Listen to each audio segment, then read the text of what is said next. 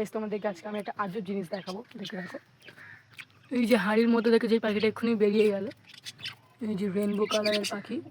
এই পাখিটা তোমরা ভালোভাবে দেখতে পেলে দেখবে এই যে দুটো পাখি বসে আছে, দুটো হলুদ কালারের, এই দুটো মা বাবা। ওই যে নীল, ওই যে ওই পাশেরটা বাবা তোমরা দেখে বুঝতে পারছো, যার নীল নাক ও বাবা, আর ওইদিকে ওটা হচ্ছে এক জোড়া পাখি। আর সেই পাখিটা ওই যে পাখিটা বসে আছে, এই দুটো পাখির, এই পাখিটা হচ্ছে এই দুটো পাখির সন্তান। তো ওরা প্রথমে হয়েছিল ওদের মতো দেখতে একটা, আর ওই ওই ওই রেনবো কালারের একটা, ওরা দুই ভাই বোন হয়েছিল। আর এইখানে ফাঁকা থাকায় ওই ছেলে পাখিটা উড়ে গেছিলো, হলুদ ছেলে পাখিটা।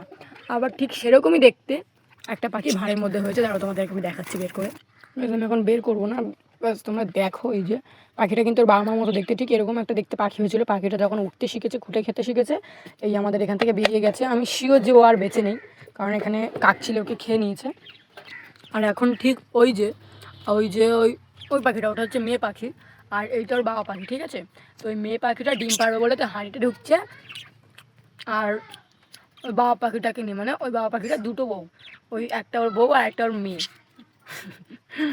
এইটা ওর মেয়ে আর এইটা ওর বউ, মানে ওর দুটো বউ হয়ে গেছে। একটা হচ্ছে ওর মেয়ে বউ আর একটা হচ্ছে ওর আসল বউ, মানে কিরম ভাই বলে বুঝতে পারছি না।